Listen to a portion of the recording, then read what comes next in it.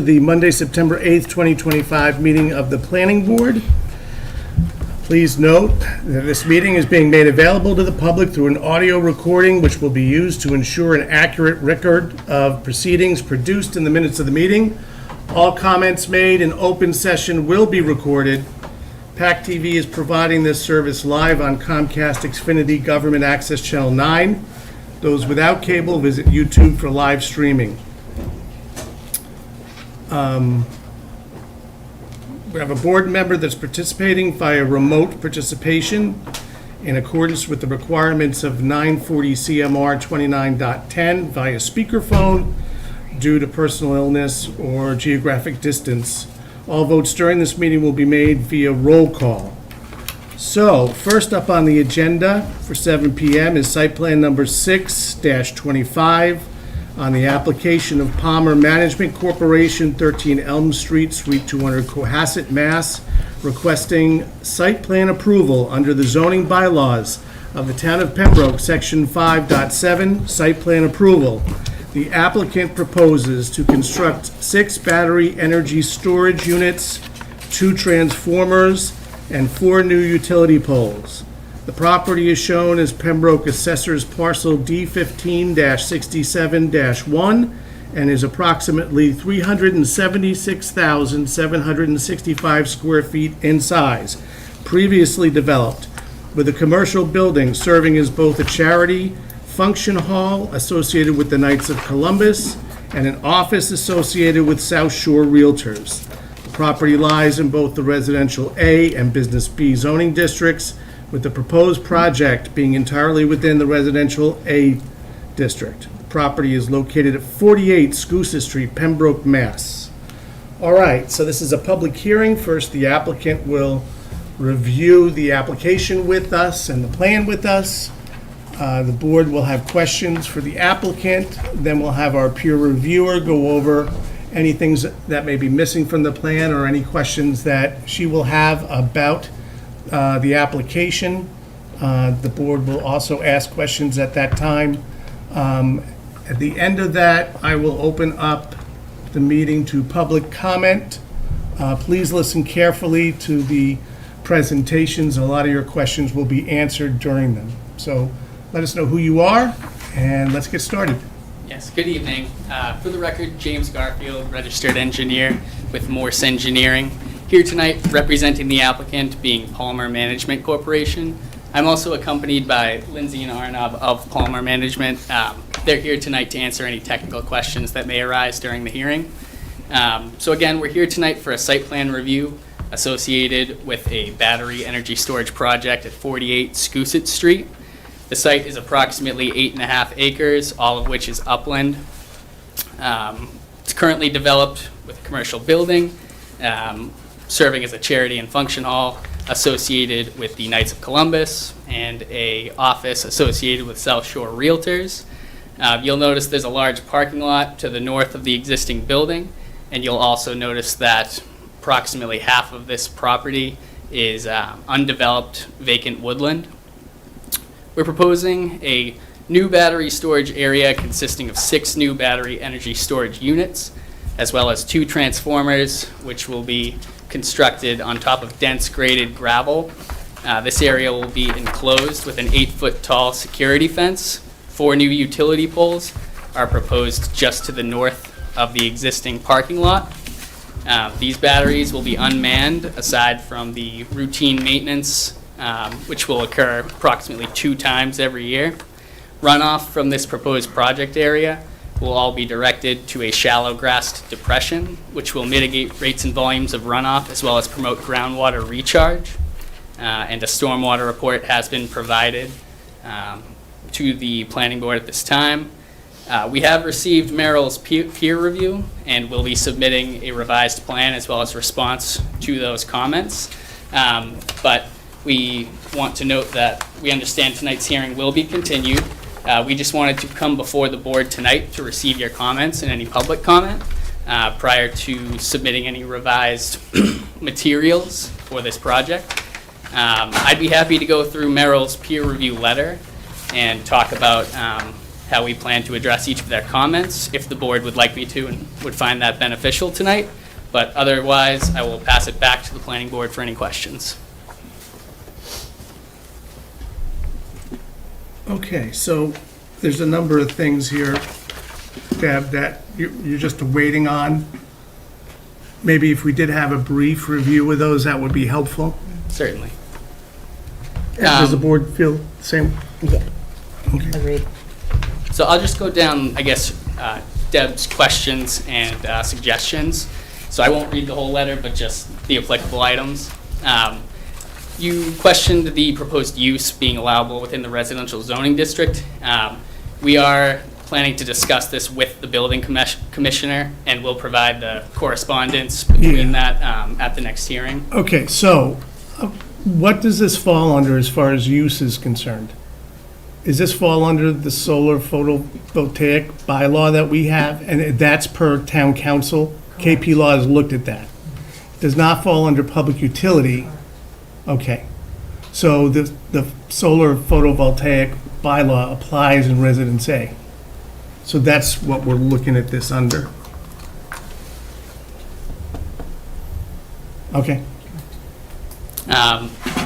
The next comment was, it was suggested that the proposed motion detection lighting be shielded and dark sky compliant, and a note be added to the plan to that effect. So on the next round of the revised plans, we will add that note. It was requested that we show the one additional parking space on the plan. That will be located within the dense graded gravel enclosed area just behind the gate opening. So we will add a note to that effect on the revised plan. It was requested that we show the nearest fire hydrant. We'll add that to the plan as well, and that the plan be reviewed with the fire department. I actually just received correspondence with the deputy chief of the fire department earlier this morning, and he had 3 comments. First being the an energy storage permit will be required through the Pembroke Fire Department. We'll have to follow all applicable codes and standards, including the National Fire Protection Association. NFPA 1. Yep. NFPA 1, Chapter 52, and NFPA 855. And then lastly, the fire department will require inspections prior to operation. So those were the comments we received from the fire department this morning. We can provide that correspondence. So if I'm correct on the, there's a permit that's required? Yeah, he mentioned that there is a permit that's required. through Okay, them. under that permit is, what's the provision for decommissioning if needed? So I don't know what the provision within that permit is, but Lindsay, you can probably speak to the decommissioning of a battery as it pertains to the project. Yeah, you can come right up, please. Hi, I'm Lindsay Dean Mayer with Palmer. So the project will be planned to be decommissioned. So that's part of the initial process and the startup process, is that we will be supplying information to the fire department and the town about how we will decommission the battery. The kind of long story short is that at the end of the day, those battery units actually still have a lot of material in them, and the battery manufacturers will take them back for recycling.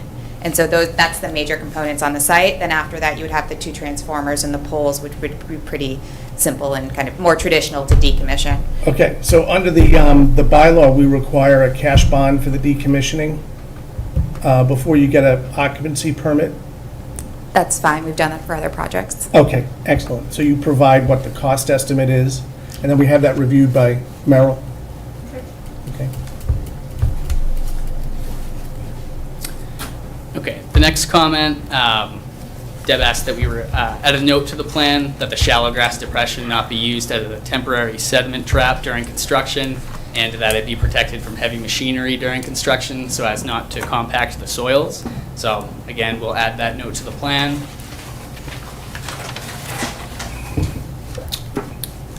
It was requested that we do a test pit within the area of the shallow grass depression to verify soil conditions as well as the groundwater elevation. We've actually performed 2 test pits in that area, and we'll be providing those soil logs on the revised plan.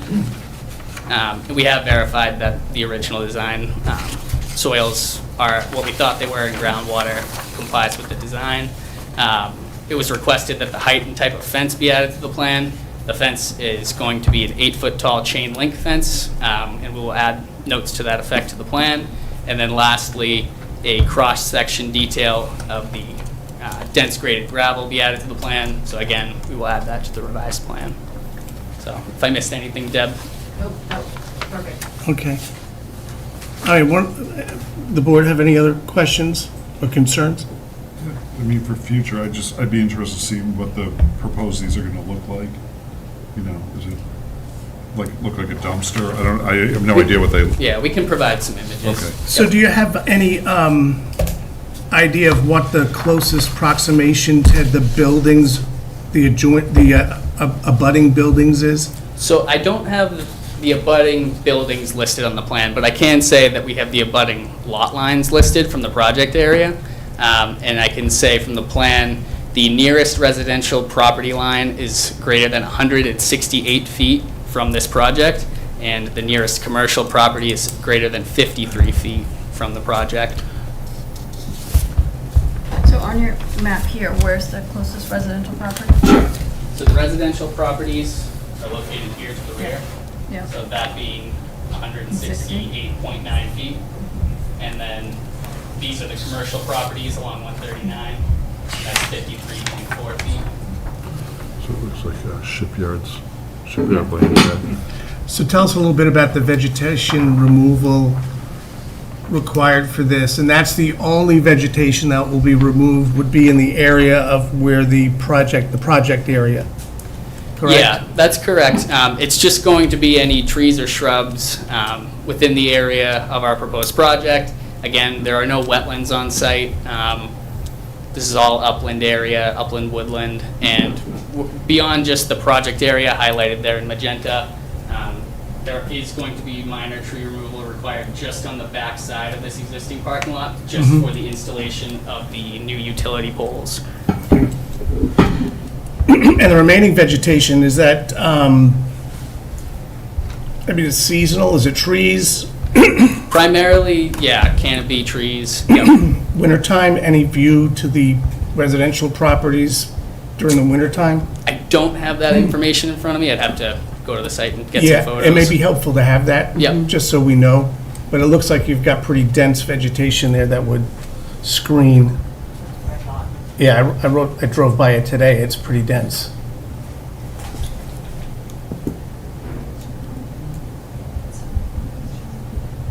Okay, Deb, do you have anything else for us?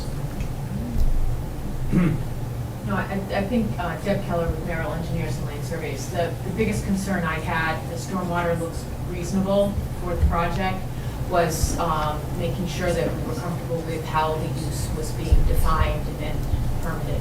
Okay, so that has to do with the bylaw, and it's by right in the bylaw. Just, Deb, if you could come up just for a second, I have a question about Absolutely. safety. I know they're rare, fires are rare, but they tend to be spectacular. Yeah. Is there any, have you, in your experience, have you had any experience with these before? We've permitted a couple of them in the past. I've seen them, but not very many. Okay, And that's sort of why I was asking the question here in regards to just making sure that the use was appropriate yes.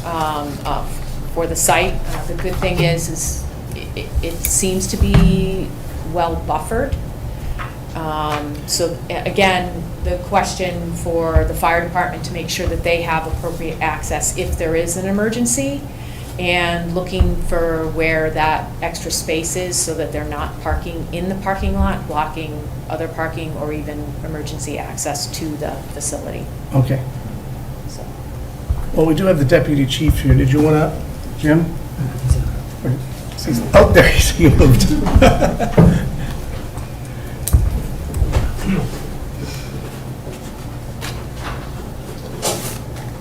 Do you have questions or just? Yeah, my question is it's pretty densely vegetated, is that an issue if you've got to let something like this just burn? No, because what we would do is just we would protect the surrounding area, more Okay. specifically the house that's on, it's going to be Water Street. No, Brook Shipyard. Hill, Shipyard. Shipyard. That shipyard that backs up to it. So that would be our main focus, would be that those adjoining properties on Shipyard, and then just the vegetation around it. Okay. But as far as out back, towards the front, it's not bad, and that parking lot is plenty big enough for Yes. fire department access, and then the water supply is right out on Scoozit Street, almost at the end of the driveway itself. It's about 850 feet away, which is totally fine. Okay, good. So, I mean, unless anybody has questions, I can make a motion to continue. Sure. How- Unless we want to take some, is there anyone here who wants to ask some questions? Please, come on up, come on up and let us know who you If are. we could see that site plan. You can see it anytime, you can go see Sue and you can take a My look name's at it. Tom Arthur. I live on Brick Hill Lane. I think that, actually, I've never seen this going on, but I think it abuts the conservation land on Brick Hill Lane, on the other side of Brick Hill Lane. And the thing is, that conservation, I don't know what, it used to be all apple orchards. And then when, I guess the town took it over, they put all these great big boulders along, like if you drive down there, where you were talking about that wooded area, if there's ever a fire, you can't get in there because there's these great big boulders. Yeah, that conservation area is got Is to be, that abuts that, doesn't it? yeah, it butts it, but it's got to be 300 feet from the, Well, I'm just Yeah. curious. and they wouldn't need to get into the conservation area to monitor anything. I don't think, they never do anything, Yeah. it's just all overgrown. Yeah. My second question, you're talking about batteries. Ask your questions through the chair, please. When you're talking about batteries, are those solar panels, or are these, what are these batteries? Okay, you can answer the question. I'm just wondering what we're, And you can use the Because I mic, and you can grab the mic, I mean, whoever's answering the it's question. not like windmill, I mean, what do we? Yeah, so just to back up a little bit, it'll kind of look like six. Can I look? Yeah, I'm fine. Sorry. Yeah. It'll look like six Sure. shipping containers that are probably Sir, around. I'd rather have you do this.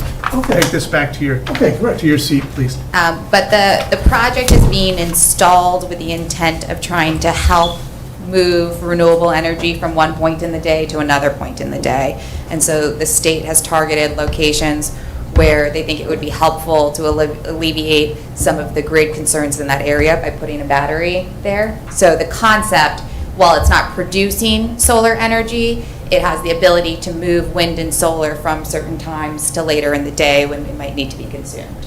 So, like, if I had solar panels, I mean, who gets this electricity? Does it go to, Well, the grid does, doesn't it? Yeah, To the and it's, grid. and it's for peak times when the grid is over capacity. So when the grid needs energy because there's a lot going on, then it goes to the battery as a backup. It's a backup, correct? Basically, the load shifting that you described is correct, Okay. yes. So there are peak times of wind and solar generation, but that doesn't align with when our peak consumption is. And so the battery moves, it stores that energy, and when we need it later in the day, it makes it available. Okay. Any other questions? All right. Can I- Yeah, please do. How do you know that you're capturing energy that's been created by wind or solar as opposed to anything else? Like, To start, all electrons on the grid are equal, so there's no way so to there's no know. way No. you know that But it's solar what I can energy. tell you is what the state has done. So the Commonwealth has come out with a program that has said, these are your peak wind and solar times, charge during these times. These are the times we need the energy, discharge during these times. So we're following the direction from the state of when they think peak wind and solar are and consuming during those hours. Right, but this isn't a state, this is a private company that's doing this. It's a private company Okay. that's following. Right, right. oh, yeah. Okay, I'll allow one more question, All right. Would you bring, Sue, could you bring him the microphone? He's having a tough time. I'll stand up. I was just wondering where the electricity comes from to go into where you get the electricity to go into the batteries. Well, I think she just explained that, right? So it's peak wind. No, are there and solar panels and wind turbines around here? Yes. I don't even know, oh, like up at the recycling center, we have all those panels. I'm not sure where they come from, where you're getting your wind and solar from, and if it makes a difference, but you're getting it from those sources of energy. Yeah. So when you imagine electricity, you need to think of like, what happens if I take one drop of water and I put it in a bucket? You can no longer distinguish that drop of water. So I cannot say, guarantee, this came from the solar farm up on a landfill, because that electron doesn't get accounted for. All the electrons are treated equally, just like that drop of water. Once it's on the grid, you know, I can't say if someone's got solar on their house, if it's actually, other than the ones they consume before it goes out into the grid, if they're consuming it, it's probably them and then their neighbors. It's kind of like the closest path. Okay, Sue, when do we have, when's the next available? One more question. Okay, Sorry. one more question. We're from Paul Holland, 51 Shipyard Lane. I think we'll have two questions, my wife Kelly too. So we're one of the Okay. abutters, one of two families that abut the property. First question is, this is a commercial application in a residential area. You said something about a zoning bylaw? Yeah, we have So how a, does we have a that- solar voltaic zoning bylaw that allows for solar voltaic installations by right, and also allows for them in Residence A to cover not only roof-mounted solar, but also ground-mounted solar. So both are covered in the bylaw, and they apply in Residence A, and they're allowed by right. And can they expand? So they're asking for a 300-foot radius. Can they continue to expand that over time? They They go right to theoretically, our abutters? right to the yeah, property line? theoretically they could, but they'd have to come back to us for site plan review. They'd have to start the process all over again. And just one last question, how far are you cutting into the dense residential area? I'm asking you, It's sir. 100%, am I correct? You're asking the percentage of the project within the residence? Yes. Yeah. Yeah, because So you- the business zone starts on Schuster Street and goes back, I believe, 300 feet. And then beyond that, it's Residence A. So they're in one zone, Residence A. And the residence A to the abutter property? Yes, because the business A zone is along Schuster Street, or Business B. And that is, I think, 300 feet.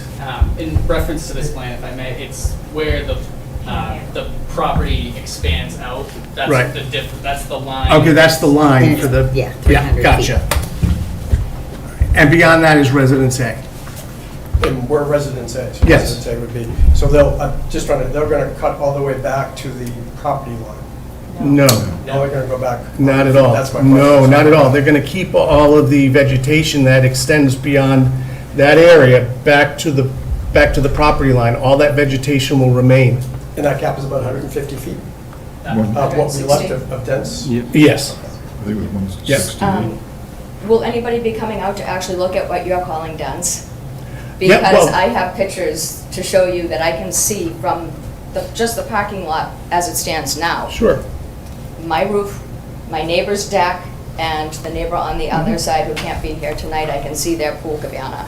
This isn't dense. You can walk through it, you can walk clear from that parking lot into our backyard or any of our neighbors' backyards. So what looks to be dense when you actually get in there is really not so dense. This will have a huge impact on our backyards and potentially our property value, which is obviously a huge concern. So just wondering, like, where in the process we are at this moment. Is this a guaranteed development that's going in that we have no? Well, we're doing site plan review now. They're allowed to do this project by right, which means they can Yeah. do it. And as part of the site plan review process, we ask for things like screening. So that was the question that we had before, was about, what does it look like in the wintertime?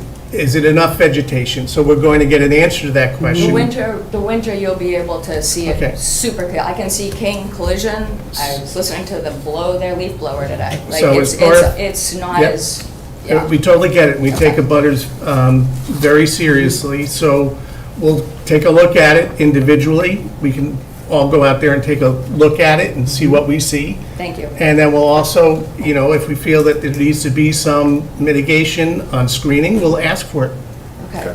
And then, this might be a really dumb question, and I apologize, but what are the risks to help with having more transformers, these mystery battery packs and, Way above our pay grade.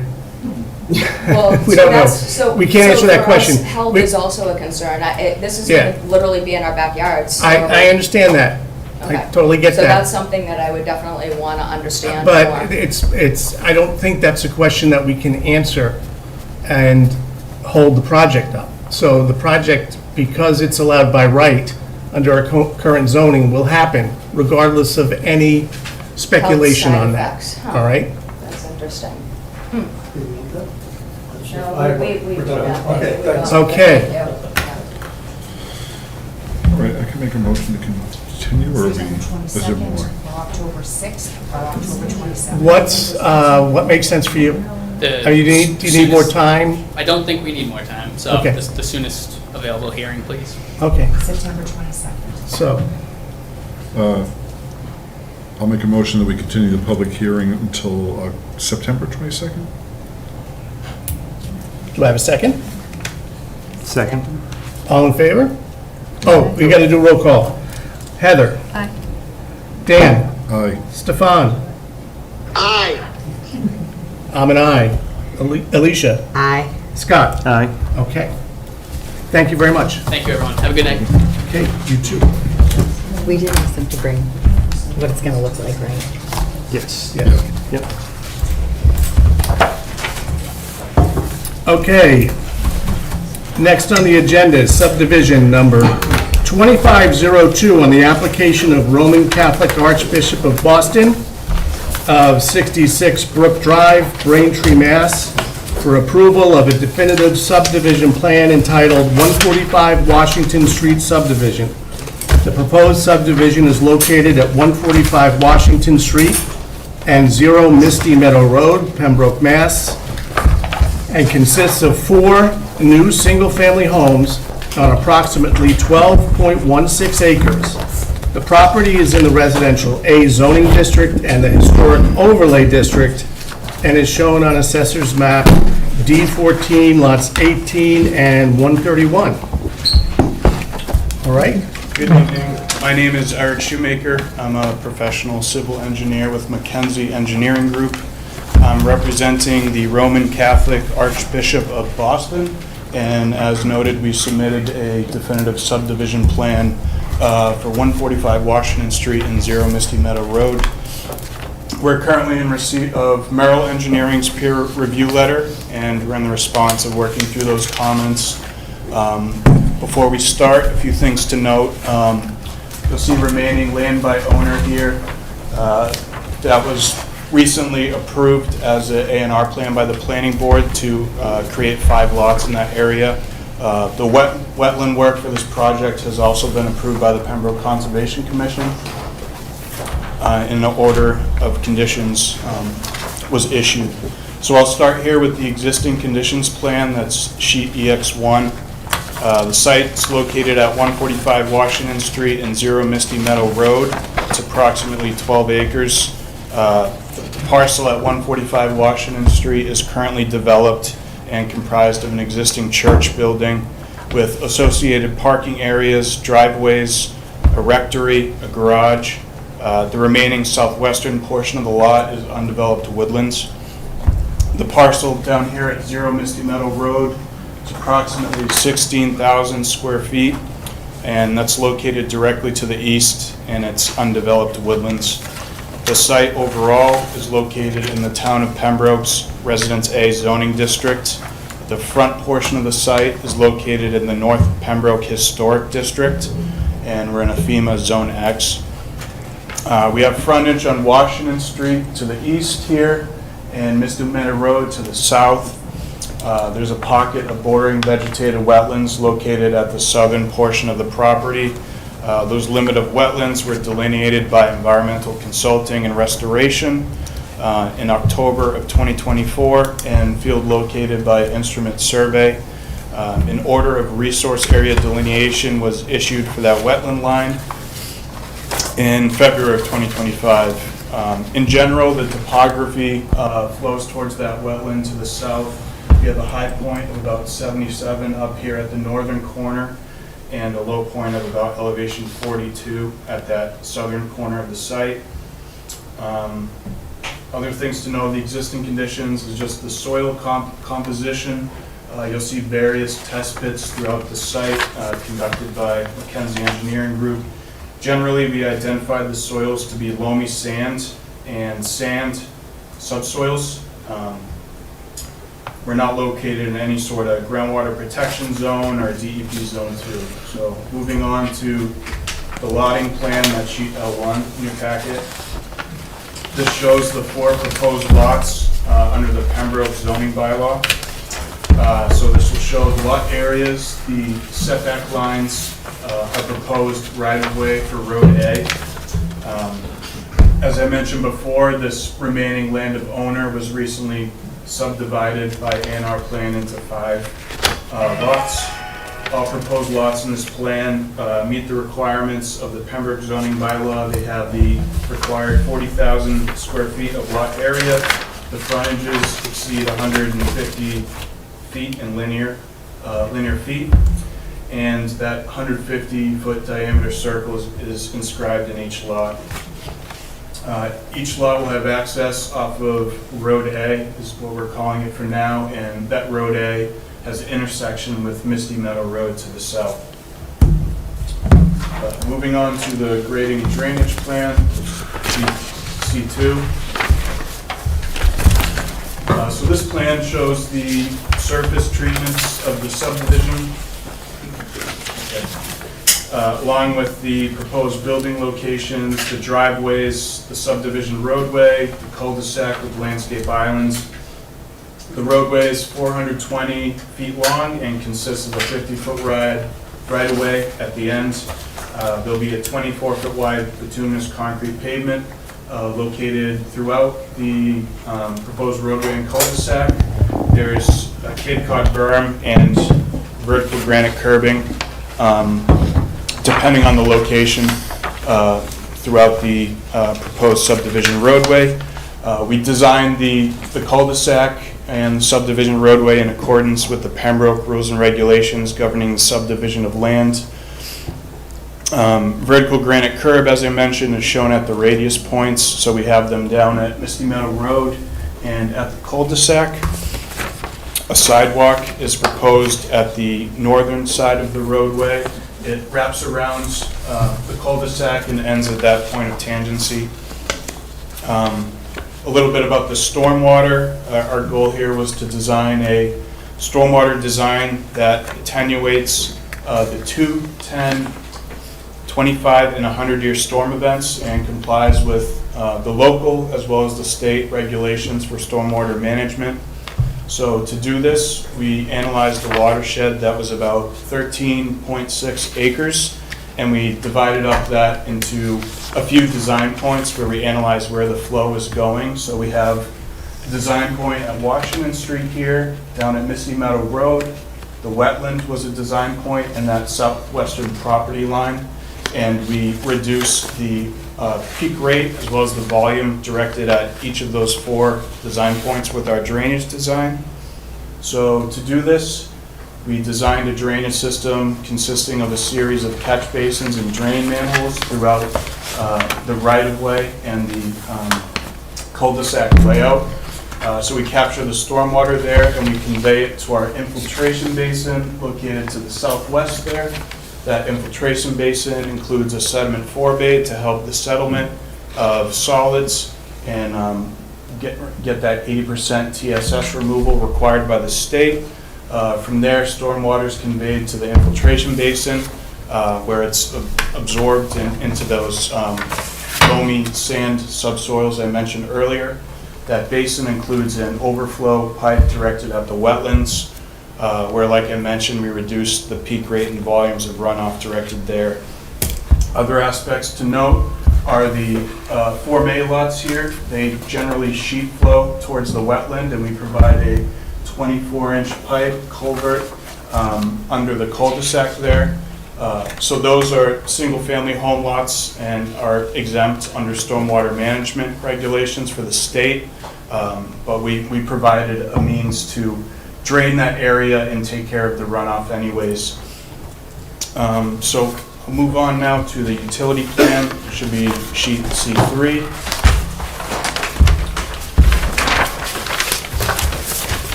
So we propose utility connections on Misty Meadow Road, including our water main there. So each home will have a service from our water main provided for the development. Each lot is going to have its own individual septic system, as well as underground electric, telephone, and cable connections to the street.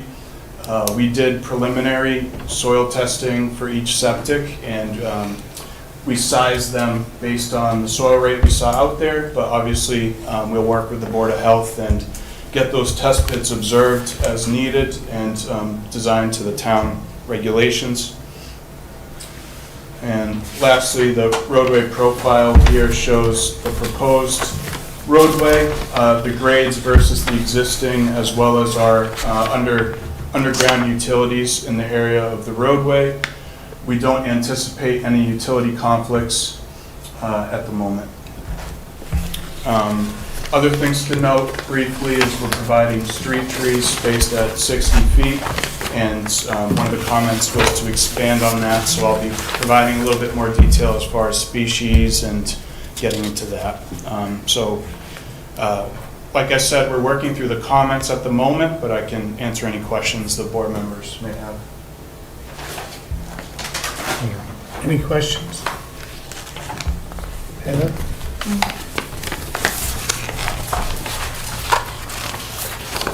I have one question about the sidewalk only on one side. Correct. And that's a waiver request? Okay. I mean, typically, we've asked for a donation to the sidewalk fund. Okay. From whoever's going to develop it. Yep. So we have a sidewalk fund in Pembroke, and if you choose to, if you ask for the waiver for one side or no sidewalks, we ask for a donation. I'll note that. I don't believe that would be an issue. Our reasoning to locate the sidewalk on one side was just really to minimize disturbance and the grading into the wetlands. Sure. Okay. Okay. Deb, any comments from you? A few. Okay. Thank you. Deb Keller with Merrill Engineers and Land Surveyors. And as Eric mentioned, I know they're working through a couple of my comments. Just briefly, I'll go through it. One that I just mentioned, and maybe Eric can clarify this, discussion with the water department, whether or not you need to loop the water main or end it with the hydrant that you have at the cul-de-sac. Should be verified whether, I know the water department is updating a lot of their requirements for subdivisions, so just want to double check that. So they did ask for a couple of waivers, as you mentioned, the sidewalk. They're looking for an additional waiver for pipe material to the HDPE plastic pipe, which I think is reasonable. I just asked for some manufacturer's documentation. They are asking also, which I mentioned, that it might be an additional waiver for pipe cover. Typically it's 3 feet, and they're down to 1.5 feet on the cross culvert that goes underneath the road here. Yeah. And that should be checked with DPW, I think, as well. Don't you think? Just for I- future, the future, they Sure. should know it, and so if any repairs need to be made once the road is accepted.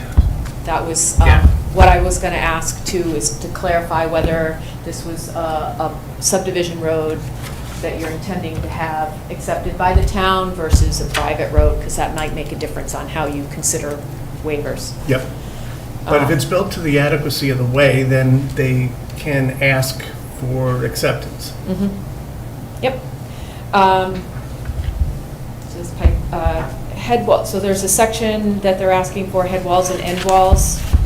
Because of the cross culvert again, here they have a head wall that's within the right-of-way, and the requirement is that it needs to be 20 feet away from the roadway layout, which means even farther. So they're trying to minimize that cross-section, so they're asking for that relief.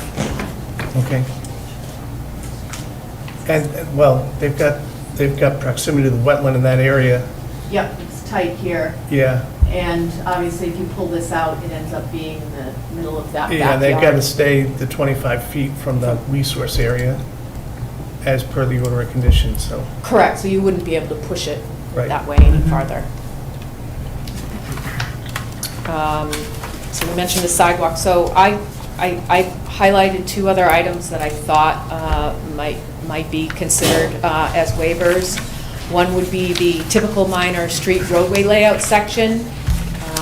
Again, it was the 3-foot minimum cover over drain pipes, and then,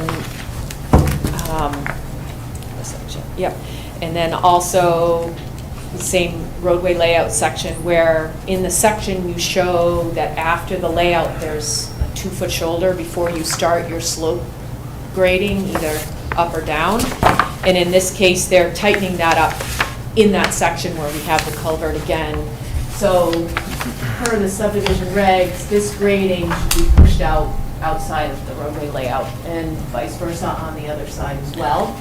So I believe that would be a waiver that they would need to ask you for if you were comfortable with that layout. Okay. And was it an accurate statement that that's not necessarily required, but they're doing that as a benefit for those lots in the front? I would say no, because that's the flow pattern. So if they're building the road, then they would be resulting in blocking that existing flow pattern for those parcels. So they technically need to put something in to allow that stormwater flow to continue. And this would do that. Yes, the 24-inch culvert. that Right, so what they're proposing. proposing to do with a waiver will still adequately address the stormwater issues and keep the water going where you want it to go. Yep. Okay. Yep. So one of the things that I was thinking about, because you have a combination of Form A lots and the subdivision, and you've accepted the Form A lots or endorsed that land division, but when you look at this subdivision, it's including stormwater from those parcels, so making sure that all of these 5 lots up here don't clear their entire backyard. They're large parcels. For the most part, a lot of them, the backyard is the existing parking lot for the church, so that may not So that's going to as- be revegetated, if anything. Correct. And does the lot characterization number come into play on that? It would, and that was And- one of the things that I asked them And is for. that required for the Form A lots? It's not. It's not. It's technically not part of the Yeah. subdivision, so Okay. it might be something to think about. The one thing that I was thinking about was some of these upper lots where you have large clusters of wooded area on those lots, and looking at where the limit of work is and then going, okay, so let's say you approve it and you approve the stormwater with this plan, and then you sell all those lots and they all clear their lots to their property line, because they have the right to do that. Yeah, well, they technically don't due to the, well, they do at the Form A lots, right. The And that the subdivision would be covered under the lot characterization number. Yeah. Oof, okay. So it's a little kind of making sure Yeah. we don't cause a problem down the line if someone does clear their lot, and then all of a sudden now you have more water down at that wetland, which we could compensate for in the detention, or excuse me, infiltration basin for the subdivision, but it's Right. not part of Form A. So it's Right. a little bit trying to make sure we're thinking ahead. Yeah. So when you were talking about this culvert, and you were saying, was it a bylaw that required that it be 20 feet out, or was that just a Subdivision recommendation? rules and regs. Subdivision rules and regs, Yeah. your Right. typical minor street doesn't- layout, yeah. roadway layout section, and section VF are the two areas where I saw the statement that you need to have a shoulder outside of the road layout before you start grading either up or down to meet existing grade. So it doesn't require a variance through the ZBA. No. It's a Okay. waiver of Would be a rules and waiver. regs. Okay. And that won't, like having that 20 feet out versus however many feet it is out now, would that, it doesn't change, it would still function the same way? It still functions the same, it's just that you're pushing that side slope closer to the road. So they have proposed a guardrail for that section. Yeah. Because you do have steeper grades there. So it's not something that you wouldn't see. Okay. It just And that, would need a relief. so that would all be on the existing property, it doesn't go over into the Form A lot? No, it is located on this Form A lot, and it would be a drainage easement and slope easement that would be Okay. identified for this particular lot. Okay, and where it's the same owner, we don't have to worry about, okay, Until they sell it. right. But hopefully when they sell it, that easement is established. Right. Okay. Okay. So I did have, I ran through, and as Eric mentioned, they're working on a lot of the comments that we did have. So you mentioned the lot characterization number, which we'd like to see street trees. I had a couple of questions with regards to the watershed and making sure either the grading that's represented on the plan matches that watershed, or they need to adjust the stormwater analysis. Primarily, I was looking at what watershed or portion of the development flows towards Washington Street versus what flows inward to the wetland. And just making sure, as stated right now, they do meet peak rate and volume at the wetland, so we want to keep that happening. Just because this wetland does discharge underneath Meadow Road, Meadow Road, yeah. So we want to make sure we don't overburden it. overburden that culvert, et cetera. So there were a couple of cleanup details, so we'll wait for the revised plans. I did want to state, it looks like they have adequate site distance, but we'd like to have them show that on the plan for the new Road A, as well as confirming, I believe, when I measured it, you had 400 feet from the intersection of Washington Street down to the proposed road, but again, just identifying that on the plans. So can I ask another quick Sure. question? So in this section here that's right fronting Misty Meadow, there would be no work done in that area? No, that's the bordering vegetated That wetland would area. remain the Yeah, they same? can't- Yeah, they can't do anything there. Yep.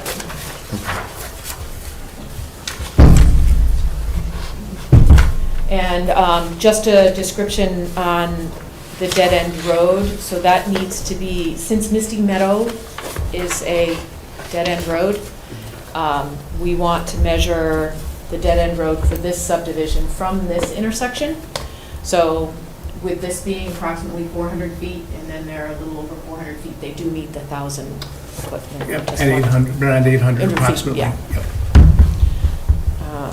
Let's see, so, just looking to see if I had any of the major highlights. I think that those, we talked about most everything else, lighting, street trees, roadway slopes. noted that it sounds like they're already through conservation, so that's good. I did ask for, one of the requirements under the subdivision regulations is a cut and fill plan, just so that you know how much material is moving in and out. So I'm sure they'll be working on that, as well as just double checking with the fire department as well for access through the road. The cul-de-sac does meet the requirements sizing wise, so you would anticipate that being. You wouldn't anticipate any earth removal and coming out of this? Yeah, I mean, that doesn't seem to be huge elevation changes, right? It's pretty balanced. We tried to really provide a low point along the wetlands here and then, match the existing topography. So for the most part, it's pretty balanced. I will provide a cut and fill analysis and get some exact numbers on Okay. cubic yards. Okay, great.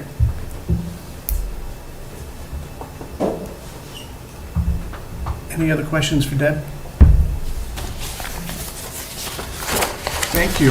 You're welcome. Okay, we'll take a couple of minutes and open it up to public comment if you'd like to come up and ask a question of the board. Sure, come right up, let us know who you are. Sure. Ken Johnson, 20 Misty Meadow. Just a couple of questions around Road A. Obviously, I've been hearing this, the water flow, the runoff, all that. So what does winter snow and plowing and road treatment impact any of that? Or is it factored in? It should be factored in, Deb, right? Yeah, Okay, so it doesn't change, that's part of the. it's all part of that whole plan, it's not just rainfall, it's like bulk snowfall, melting, quick runoff. Snowfall is not accounted into the stormwater analysis that Okay. we do, but making sure that snow melt is directed in the correct flow pattern so that it's treated just like stormwater runoff would be. So it is, technically, it goes through the same stormwater management facilities that your stormwater runoff would, but there's no way for us to calculate that. So what we do for the stormwater is look at storms. We go from small storms, like the 2-year storm, 10-year storm, 25 and 100, and we look at all of those storm events, 24-hour storm events, and that's what, when we say we're meeting peak rate and peak volume, it's for those various storm events that we're looking at through the stormwater study. But you can't equate it to 2.5 feet of snow and then a week of 60 degrees, which weird stuff happens. Well, if you go by what I always do, 1 inch rain is a foot of snow. So a 2-year storm event is about 3.4, I believe is what you used for a storm event. So that would be almost 3.5 feet of snow for a 2 year. Okay. All right, that makes sense. That's a good question. That was a great question. Second, and road treatment material, sand, salt, no impact wetland-wise? I would defer to conservation. I don't know if you spoke about that, Eric? Or DPW on that issue. So we have some post-development best management practices included in the drainage report. They outline specifically what you can and can't do in that buffer zone. I believe no calcium, chloride, no salt, and fertilizers in the buffer. Yeah, nitrogen-based fertilizers, right? So would that be a DPW thing? Yes. To be aware of that, assuming the road's accepted? Or a private contractor until it is? Yep. Just secondly, I guess, in front of the wetlands on Misty Meadow is a sidewalk and some amount of grass and land. Up into the wetlands, just kind of grass, water on the side. I'm curious, and I can't figure it out from this, who ends up owning that, assuming this all sells? Well, I believe it's in the road layout. It's under DPW jurisdiction. Ownership is, yes, by the owner of the property, I would think. But I guess, which property is it? It would be that house up there on the left, on the Lot- upper left. Yeah, Lot by the farm? it depends on the lot and how the lot's been sized. So that house on the upper left would have the frontage on Misty Meadow. Okay. And lastly, I guess, Just because of the placement, it seems like the road A is fairly tight. It's in the wetlands, within the 100-foot line anyway. It's for road 25, A. it's 25 feet from the well. Yeah. What is the oversight when they start building there?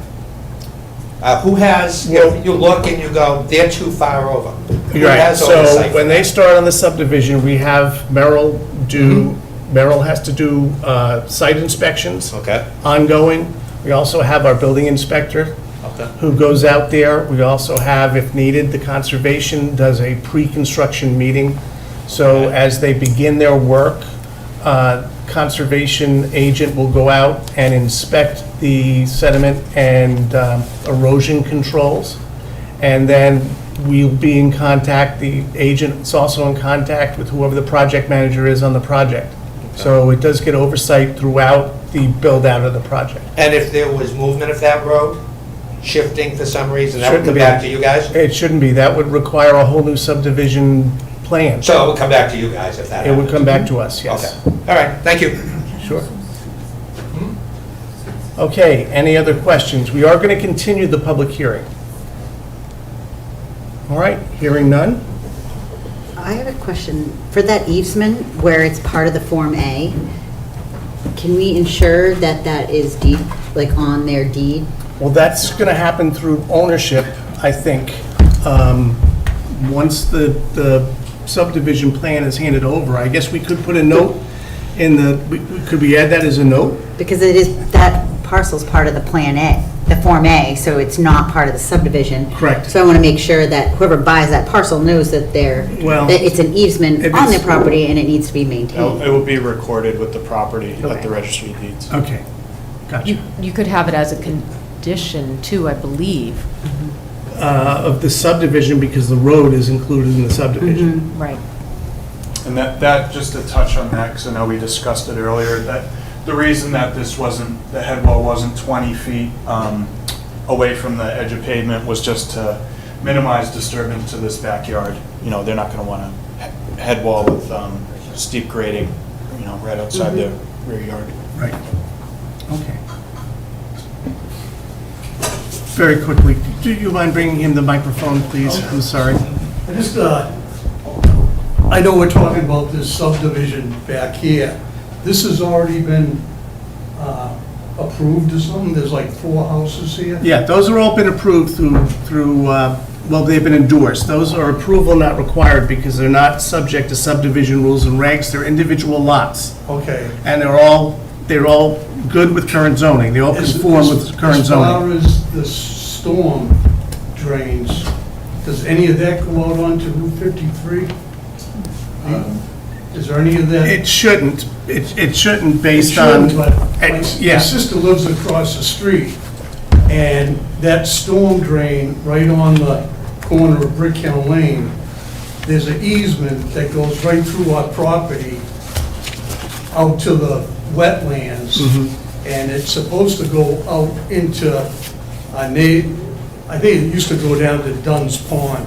Yeah. Doc Iakabuki's land. Yep. Well, it's all blocked up, and then all of a sudden, my sister's backyard turns into a pond. I think that's a question you should pose to the DPW. Because I have. it's not really related to this subdivision plan. Well, if their drain, those first houses go into, Yeah, but those houses are. Are they gonna have the their other- own- Those Form A lots aren't under this subdivision plan. So I would talk to the DPW about that if you had a question about it. of Pembroke, or Pembroke.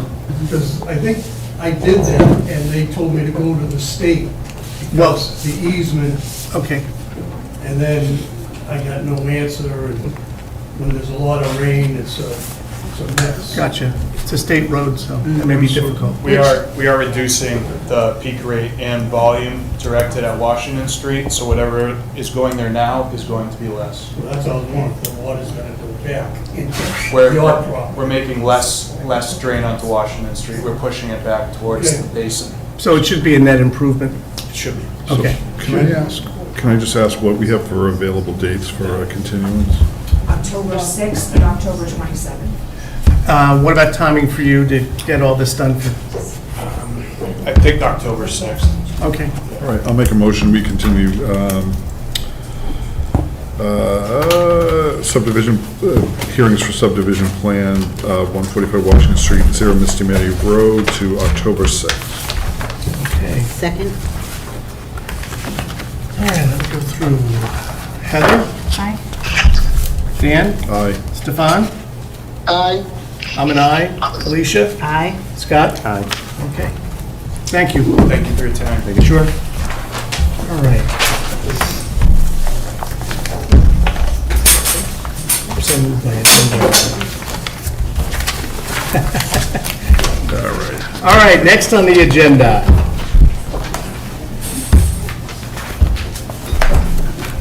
This is a public hearing for amending provisions applicable to kennels and related sections thereto to be consistent with an act to increase kennel safety. This is continued from, where we continued? Or is this, or me? No, this is the public This is the hearing. public hearing. Yes, Okay, that's got you. right. We didn't continue it. This is the first public hearing for you. Yes. We've seen you before.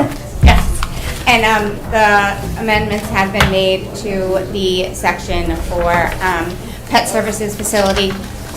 It does still contain a pet grooming facility, and then the pet training and the pet daycare were moved out and put under the commercial kennel, commercial boarding and training kennel. Okay, so I just want to make sure the public understands that a copy of the full text of the amendment is available for inspection at the town clerk's office and the planning board office, and all interested parties may appear and be heard in relation thereto, and that's what this public hearing is for.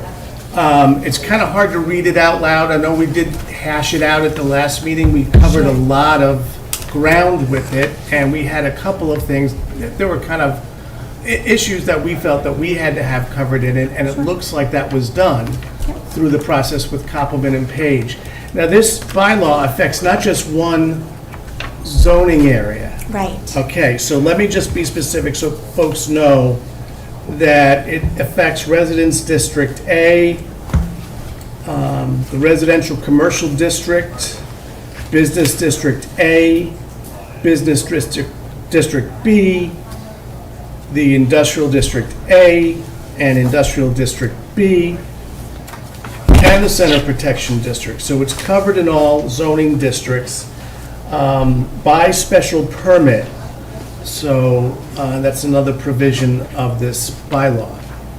I think in our last meeting, one of the issues we had was being able to cover pet services that didn't include kennels. Right. And that was specific to pet grooming. Right. And we got that covered. Yes.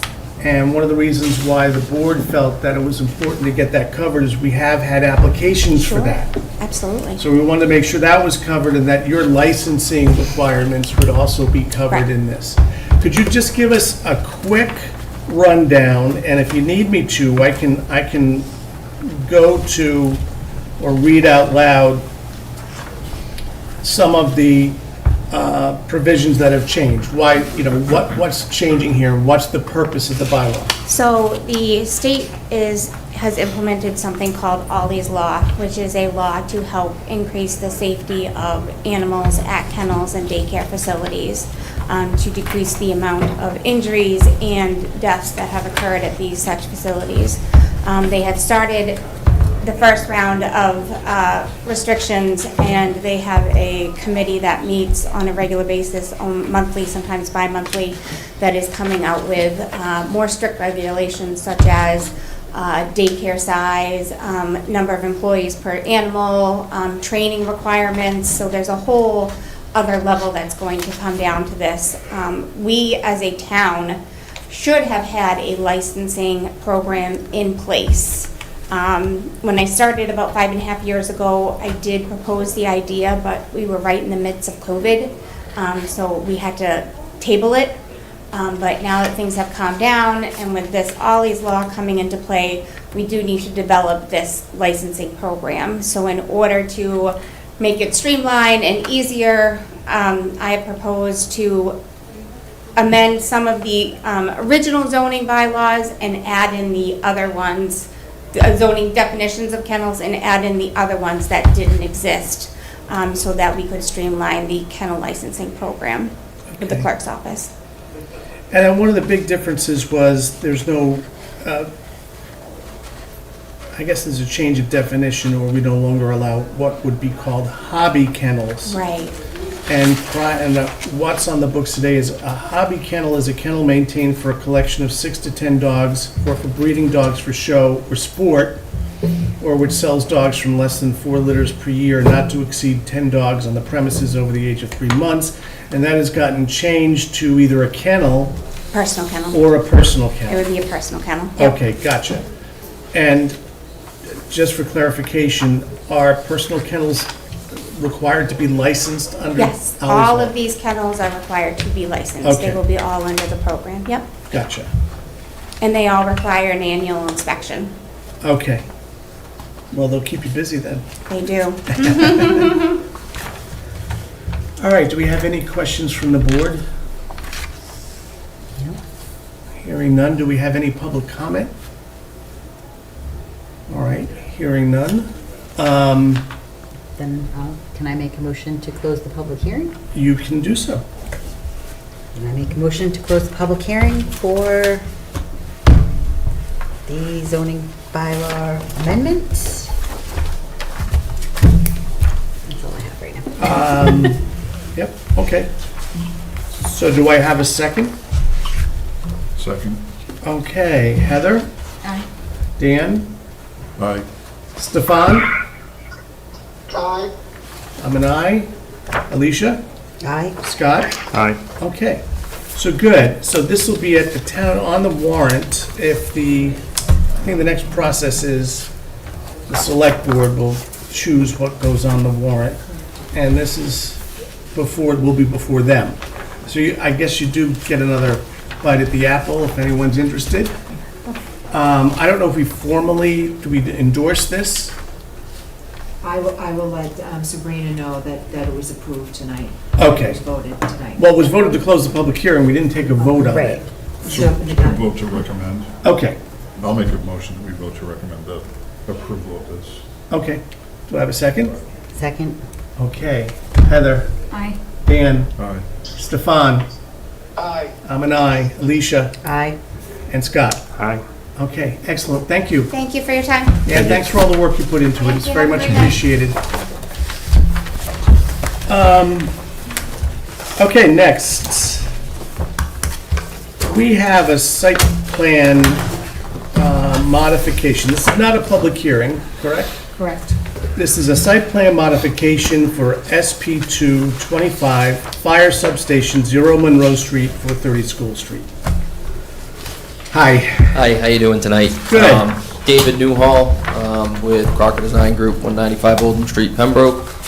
The minor modification that we have here for the substation on Monroe Street is just for a property line. The existing property line that was shown on the approved plans was incorrect. We have a corrected survey now that corrects that property line.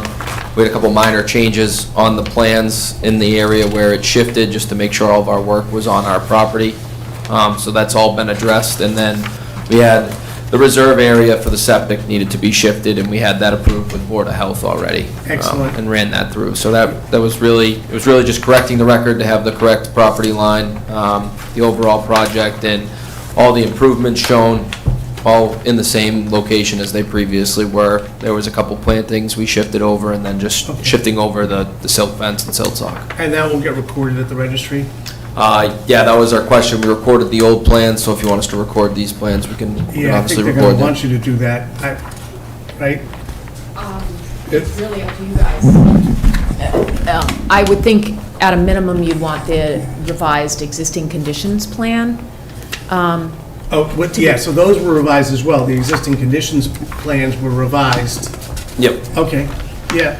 But just from a cost perspective, you might want to consider possibly allowing them not to record all the other plans, since the design, this building didn't move, the parking lot, the Right. driveways didn't move, so that you correct the property line Okay, so it's one recording instead of multiple recordings. recordings, because it Right, was 'cause they'll have to 11. record the as-built as well. That's true. So like the final will be recorded later, so That's we make them true. record the as-built. Yeah, I think, once they get a certificate of compliance and occupancy, you're gonna have to record that, so I don't think you need to record this. All right, well, I will entertain a motion for a minor modification to the existing site plan SP-25. So moved. And do I have a second? I'll second. Okay, Heather. Aye. Dan. Aye. Stefan. Aye. I'm an aye. Alicia. Aye. And Scott. Aye. Okay, great, thank you. Thank you, have a good night. All right. All right, what have you got for us, Sue? You've got some routine administrative matters for Just us? the minutes, please. Okay, and the minutes of what date? August 11th. I make a motion to accept the minutes as presented for the August 11th meeting. Do I have a second? Second. Okay, roll call vote. Heather? Aye. Dan? Aye. Stefan? Aye. I'm an aye. Alicia? Aye. And Scott? Aye. Okay, is that all you got? All right. As there's no other business before the board, I'll call for a motion to adjourn. So moved. Do I have a second? Second? Okay, roll call. Heather? Aye. Dan? Aye. Stefan? Aye. I'm an aye. Alicia? Aye. And Scott? Aye. Okay, we're done.